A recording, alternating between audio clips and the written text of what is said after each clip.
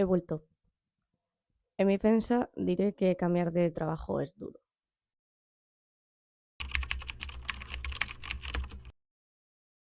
Bienvenidos a todos un domingo más. Siento haber desaparecido. Espero no volver a pasar. Pero bueno, como ya he dicho, he cambiado de trabajo y bueno, estoy aquí dando explicaciones como si fuera Auronplay y tengo 30 seguidores. Pero bueno, bienvenidos una vez más. Espero no volver a desaparecer, pero es que de verdad que no me da la vida. Tenía muchísimas cosas que hacer y había que recortar de algo y esto era como lo menos prioritario. Pero bueno, si nos retrotraemos hace 2 meses, hice el vídeo en el que os explicaba los tipos de asesinos en serie que existen, o por lo menos una pequeña clasificación, unos pequeños matices de cuáles son los tipos de asesinos en serie que existen en base a pues, sus motivaciones, el tipo de gente a por la que van, cómo funcionan, si son organizados, desorganizados. Bueno, pues este es un vídeo partiendo de ese vídeo en el que quiero hablaros de casos concretos de ese tipo de asesinos en series. Van a ser vídeos, espero, más cortitos, no tan pesados para aligerar más, pero en los que quiero hablaros de varios casos y contároslo, pues todo lo detalle que pueda, pero de una forma más amena, más resumida, sin tanta información, sin profundizar tantísimo. Y en este caso quería hablaros de Los Ángeles de la Muerte porque creo que son unos de los asesinos en serie más que te vuelan la cabeza, porque su motivación parece bonita, ¿no? Recordemos que son estas personas que dicen, no, yo lo hago por ayudar, porque está sufriendo, porque tal, pero realmente no hay ninguna prueba que esa persona esté sufriendo y no sé si exactamente esta persona se llega a creer su propia versión o es que son unos psicópatas empedernidos y que disfrutan provocándole la muerte a estas personas. Y quería hablaros de Los Ángeles de la Muerte porque hay varios casos internacionales súper famosos y turbios, pero vamos a empezar con uno local de aquí de España. Y es que entre 2009 y 2010, un auxiliar de enfermería de Barcelona, bueno, de una residencia que estaba en La Caritat, en Olot, fue detenido por la muerte de muchísimos ancianos. Joan Vila, o el celador de Olot, que es como se conoce este caso, era un auxiliar de enfermería originario de Girona. Él era bastante tímido, muy introvertido y había tenido trabajos en campos muy distintos.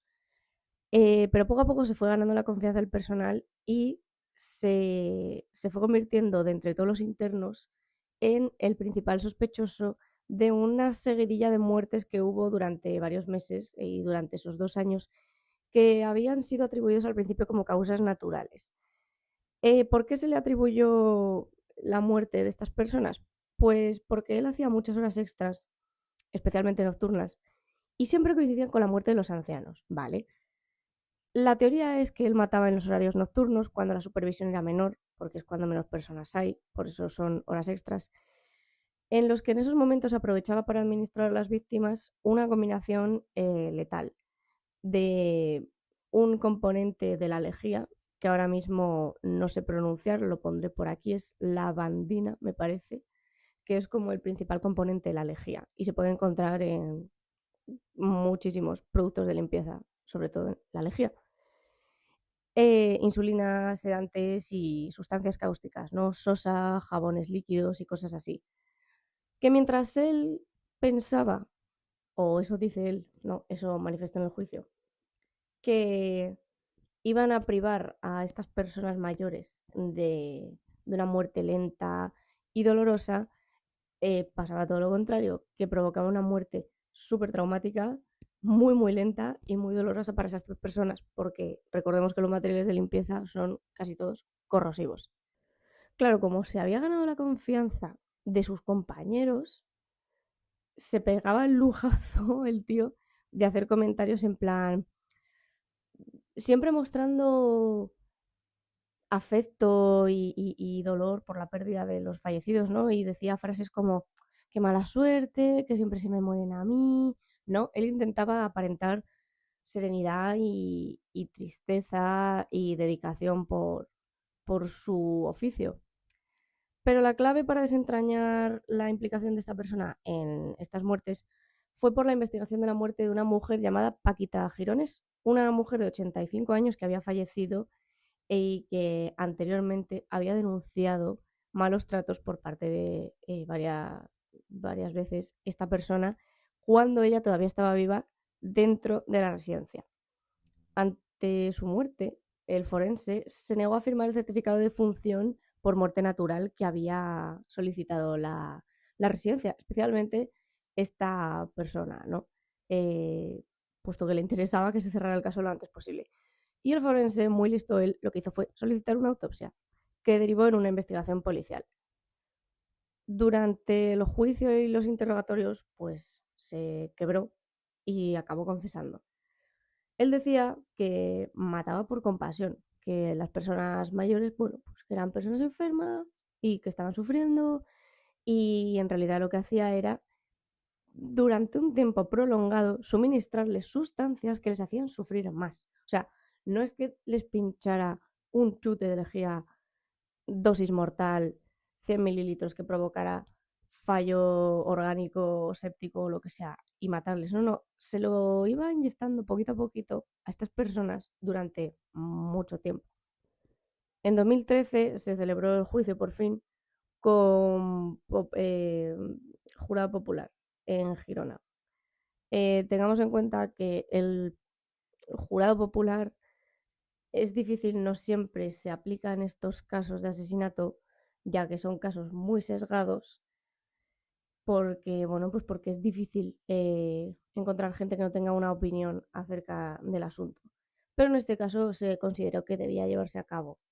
Vila fue declarado culpable por 11 asesinatos, y los que no sabremos, 11 asesinatos con alevosía y condenado a 127 años y medio de prisión. Pero bueno, como ya he explicado alguna vez, creo, si no lo refresco, en base a la legislación española y por el Código Penal actual y las leyes europeas, lo máximo que puede cumplir condena a una persona es 40 años. 127 serían una pena de por vida y aquí pues no se contempla. En Estados Unidos pues se habría pudrido en la cárcel por hablar mal y bien. Si buscáis información sobre este caso, buscadla como el celador de Olot, porque seguro que os salen muchos más datos sobre la investigación y sobre lo que declaró él en la entrevista. Hay un documental del tema en Netflix y bueno, luego está, por supuesto, los documentales de Crims, ¿no? Que son súper famosos y que ahora, aunque eran de la televisión catalana y solo estaban en catalán, creo que Netflix o Amazon los ha traducido y ya los podéis ver traducidos con las declaraciones oficiales, los informes oficiales, declaraciones de policías y de investigadores y de profesionales que participaron en los casos. Lo podéis ver ya y el celador de Olot está entre ellos. Vamos para atrás, vamos a ir hablando de casos cada vez más antiguos, ¿vale? En este caso, el caso de Stefan Letter. Stefan Letter fue un alemán que en el año 78 fue condenado en 2006, por cierto, a cadena perpetua por haber asesinado a 29 personas en un hospital donde él trabajaba como enfermero entre 2003 y 2004. Si os dais cuenta, son siempre gente del ámbito sanitario, del ámbito geriátrico, pediatra, psiquiatra, psicológico, cosas así. Y es que al final tiene sentido, ¿no? Si lo piensas, el acercamiento a personas enfermas o a personas vulnerables, pues hace mucho más fácil para gente de este perfil acabar con ellos. A Letter le arrestan en 2004, ¿vale? Porque el hospital notaba que faltaban fármacos de la caja de medicinas del hospital. Y después de una rápida investigación de la policía de Kempten, que es el condado donde residía esta persona, con 26 años le arrestan porque encontraron varias ampollas de estos medicamentos en su casa. ¿Qué pasa? Que estas ampollas tenían un uso muy concreto y es que se habían asociado a las muertes extrañas de 29 personas, que se dice pronto, que habían sucedido en los meses anteriores en el hospital. No nos consta que tenían las ampollas dentro, pero lo que sí sabemos es que Letter reconoció los hechos, reconoció todos los cargos y alegaría que lo había hecho por compasión por las víctimas que siempre estaban sufriendo y que estaban en estados extremadamente graves y que él había decidido aliviar su sufrimiento provocándoles la muerte.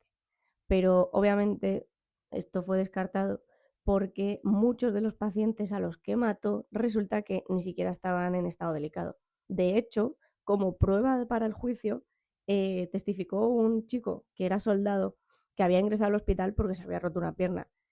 Y cuando Letter fue a tratarle, el tío intentó inyectarle una de estas ampollas, que deduzco sería morfina o alguna sustancia fuerte que puede provocar la muerte si se inyecta en altas dosis, a pesar de que nadie se lo había recetado, o sea, ningún médico le había recetado nada. Y menos mal, dice él, que se estaba negando y que se lo iba a pinchar igual, y que menos mal, gracias a que otro enfermero entró al cuarto, Letter nunca llegó a inyectarle la sustancia, tuvo que tirar la jeringuilla. Este caso es un poquito escueto porque, bueno, cada legislación de cada país protege los datos de una forma u otra y en este caso no he encontrado mucho. Si tenéis curiosidad, es un caso alemán, Stefan Letter, Letter con 2 T's, por si queréis indagar un poquito más. Pero del que sí hay mucha información es sobre el siguiente caso y el último, que es el caso de Harold Shipman o el Doctor Muerte, un inglés que vivió en el año 46 en Yorkshire y que fue médico y un famoso asesino en serie, detenido en 2004 acusado de matar y asesinar a más de 200 de sus pacientes, aunque solo se pudo corroborar 15 de ellos. Pero más tarde la cifra estimada, lo que se llama la cifra silenciosa, ¿no? Entre las muertes comprobadas y las muertes que se creen, el número subía a 218 personas. Shipman nace en Nottingham, donde Robin Hood, al lado de Londres, bueno, a 200 kilómetros, y era el segundo de 4 hijos. Sus padres eran de clase obrera y metodistas devotos, ¿vale? Él estaba particularmente unido a su madre, que se murió de un cáncer cuando él tenía 17 años, y fue la muerte de su madre la que de alguna forma devino de manera similar a lo que luego se convertiría en su modus operandi, ya que en la última etapa de su enfermedad su madre pues recibía una dosis de morfina muy alta, ¿no? Recomendada por su médico para suplir el sufrimiento. Shipman termina la carrera, se casa y tiene 4 hijos. Y bueno, G apuntaba maneras, porque en el año 75 fue detenido falsificando prescripciones de petidina, que es un narcótico, para su propio uso. O sea, era como House, ¿no? El tío se hacía sus recetas ahí y luego se las chutaba él solito. Fue en marzo del 98 cuando una doctora, que era compañera suya, fue a visitar al forense del distrito del sur de Manchester, que es donde trabajaban, porque estaba muy preocupada por los altos índices de mortalidad que estaba viendo entre los pacientes de Shipman. En particular, destacaba porque desde hacía cierto punto todas las muertes se habían empezado a procesar por incineración, es decir, pues se quemaban los cuerpos, no había forma de hacer autopsia, y eran casi todo mujeres mayores. El caso fue tomado en consideración por la policía, que no tenía en primera instancia suficientes pruebas como para arrestarle ni levantar cargos contra él, pero con la última víctima, una señora mayor apellidada Grundy, de la que no conocemos su nombre de pila, la policía tomó la decisión de exhumar el cuerpo por solicitud de la hija, ¿no? Que por suerte no había accedido a la incineración. Y se encontraron altos niveles de morfina, demasiado altos y completamente fuera de lugar, puesto que eran personas que, vale, estaban enfermas, pero su tratamiento no necesitaba de esas dosis de morfina. Las mataba por sobredosis, exactamente igual que el caso del celador de Olot. Lo que hacía era ir suministrándosela poquito a poco, sin que se enteraran, para que cada vez pues estuvieran más débiles y al final pues se murieran. El juicio empezó en el año 99, o sea, ojito.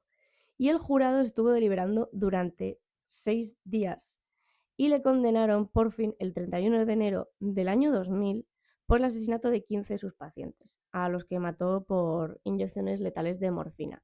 Pero como ya os he comentado anteriormente, solo se le condenó por 15 cargos, no por los que recibió 15 cadenas perpetuas consecutivas y recomendación de que nunca fuese liberado, pero se estima que el número de víctimas en total asciende a más de 200. Lo curioso de este caso es que este tío siempre negó su culpabilidad. Ni siquiera dijo, no, es que lo hacía porque estaban sufriendo tal. No, no. Vamos, defendió su inocencia a capa y espada, al igual que toda su familia, por supuesto. Mientras que la defensa, pues, intentaba alegar que habían sido muertes accidentales y que no se le podía imputar por asesinato, porque el asesinato requiere de un dolo y si ha sido accidental, pues habrá sido negligencia profesional. Es un homicidio, pero involuntario, porque no hay dolo. En la víspera de su 58 cumpleaños, Shinman se ahorcó en el año 2004 en su celda de su prisión de Wakefield. A las 6 de la mañana encontraron su cuerpo y le fue entregado a la familia. Nunca sabremos qué se le pasaba a esta persona por la cabeza, pero estoy bastante segura de que nada bueno, a pesar de que, es lo que os decía antes, ¿vosotros creéis que esta gente se cree su propia historia y que están más para allá que para acá? ¿O son psicópatas auténticos y montan toda la parafernalia y toda la película para intentar salir del paso y evitar la cárcel? Porque si es así, mal, pero si es lo otro, que se creen su propia burbuja, creo que es mucho peor. O sea, nunca sabremos qué se le pasaba ya a esta persona por la cabeza, pero desde luego no te caen 15 cadenas perpetuas por nada. Pues esto ha sido todo por hoy, chicos. Espero poder retomarlo todo con el ritmo habitual eh, lo antes posible y empezar a traeros cosas chulas otra vez. Y nada, que bueno, que para el que sea nuevo por aquí, tengo un libro autopublicado en Amazon que voy a dejar en la descripción el link y todo eso, de fantasía. Y, y nada, tengo otra cuenta de Instagram en la que subo cosas chulas de DIY que hago con ropa, con cuadros, pinto cuadros y tal. Y nada, que si queréis echarle un ojo, pues lo dejo por ahí también. Y nos vemos dentro de 2 domingos. Agur.